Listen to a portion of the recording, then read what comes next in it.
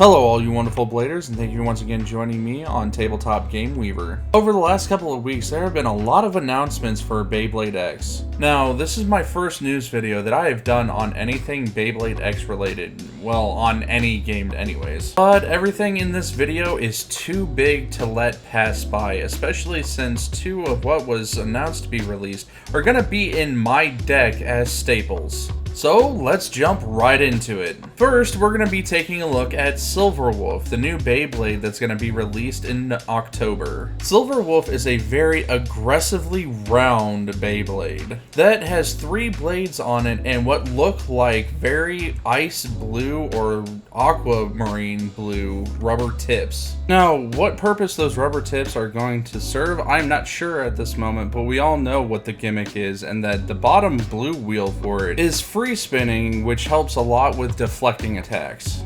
Now, I'm not sure how other people are going to react to the free spinning bit on the bottom. However, I like the idea of it, especially since this is supposed to be a stamina bay. You would think it would be better on like a defensive bay considering it deflects attacks, but it actually should help with stamina since it is free spinning, and when something hits it and deflects the attack, the wheel should spin while not taking anything away from the spin of the actual bay. We're moving on to the ratchet, and it's your standard 380, nothing new here, which is unusual because they usually put new stuff on bays like this, especially since it is a UX. But the difference in this one is that it is black with a clear center that has glitter in it, which I think is pretty cool, and honestly, I'm hoping they do this in 360 as well, because I would put that on my main bay at that point in time. Now, Takara Tomy, we really need to talk about the bit name and phrasing.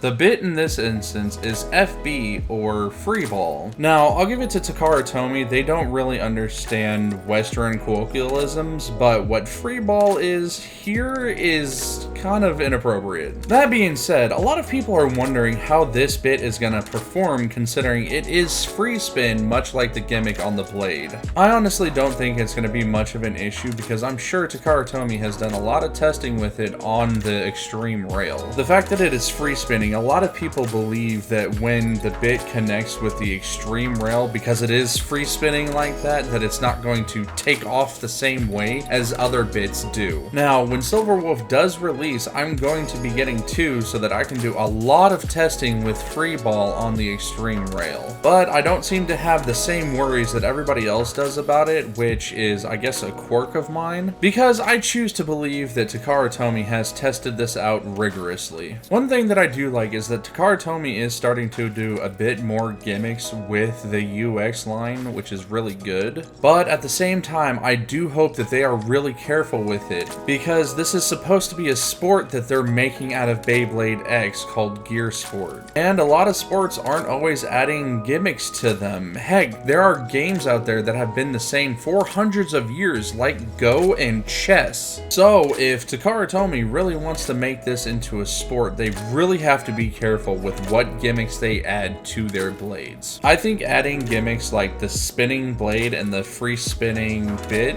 those are good gimmicks. They're small, they're not very flashy, and they work for what they are. So as long as they don't do over-the-top gimmicks, I think it will be fine. On to the last thing about Silverwolf. It is actually a remake of Wallborg from Plastic Generation, which you can tell by the Plastic Generation logo being up in its left ear, and also by the ice crystals around its neck. I honestly think it is awesome that they are continuing to remake bays from the Plastic Generation into new, better looking, and more beautiful Beyblades for Beyblade X. Speaking of new gimmicks to Beyblade X, they'll be releasing a new stadium around the same time they launch Silverwolf. Now, the stadium has its own gimmick, but we'll get into that in a second. It's called the Double Extreme Stadium set, and the first thing I want to talk about is the coloration for it. Now, it probably comes as no surprise to anybody, but blue is my favorite color. And the extreme rail on this one is blue, but it's more of an ice blue than it is any kind of other blue, and it looks fantastic on the black of the rest of the stadium. So for that coloration alone, I am very excited about this stadium set. The other thing that comes with the stadium is bear Clear Scratch 560F, which previously was a Hasbro exclusive. Which is cool because it substantiates that Takara Tomy and Hasbro are in fact sharing molds between one another.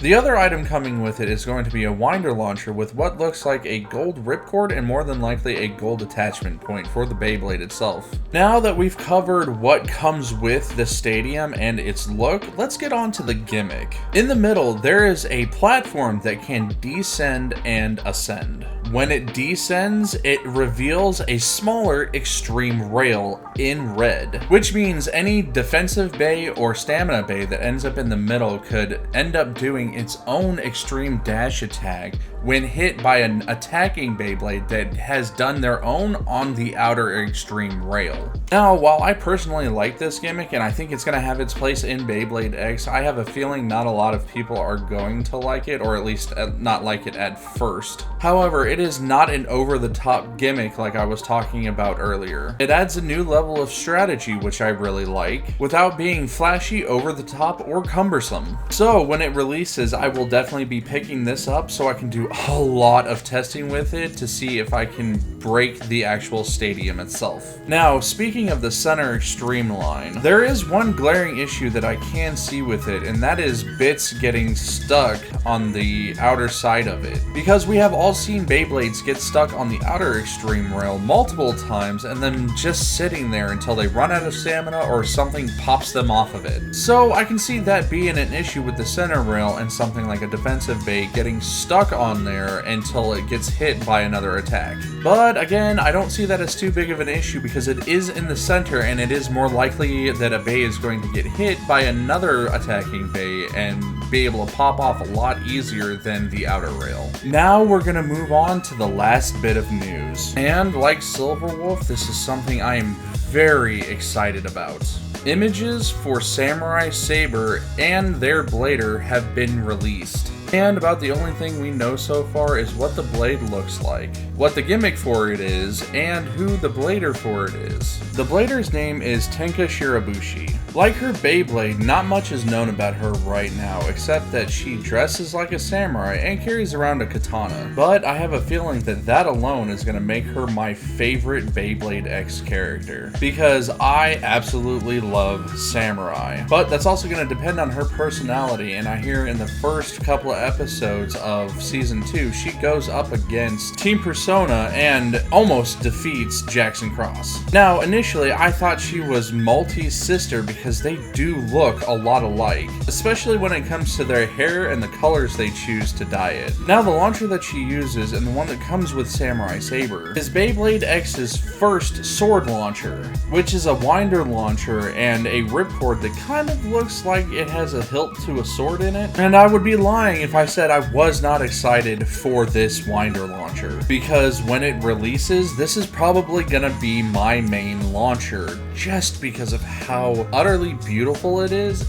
and how it works. It's a grip and winder launcher integrated with one another, and it comes with these really cool clear purple plastic grip accessories. Now, those clip-on accessories I'm probably going to switch out with the blue ones because it fits my motif a lot better. But all in all, I am so excited about this launcher. But I am just as excited about Samurai Saber as well. Like I said, I absolutely love Samurai, so this coming out in November, I can't. See, this is just an all-around beautiful blade. It's got two blades on either side of it as the contact points. The color scheme is purple and green, which even though these are Joker colors, it still looks so good on this bay. And its gimmick is that it has two spring-loaded blades on it. That, to my guess, is when they're hit just right, they'll actually spring back into the blade and cause its spin to speed up just a little bit more to give it kind of a second life. But outside of that, there's not much more known about this Beyblade, like what its ratchet is going to be and what its bit is going to be. What I can tell you is that more than likely this is going to have a 60 ratchet, since this is an attack type Beyblade. I am hoping that it will either be a 660, 760, or 860, since we still have yet to see literally any Ratchet in those numbers. Or they could blow us all away and make it a 250, 350, 450 even. But right now, its Ratchet is just as much of a mystery as its bit. And I honestly could not speculate on what its bit is going to be for the simple fact that each UX line bay has had its own brand new bit to go along with it. So it could literally be anything at this point in time. But I'm willing to bet that it's somehow gonna match the samurai motif of the rest of the blade. But that'll be it for my first Beyblade X news video. So once again, thank you for joining me on Tabletop Game Weaver. And remember to practice your launches, test your Beyblade setup, and let it rip.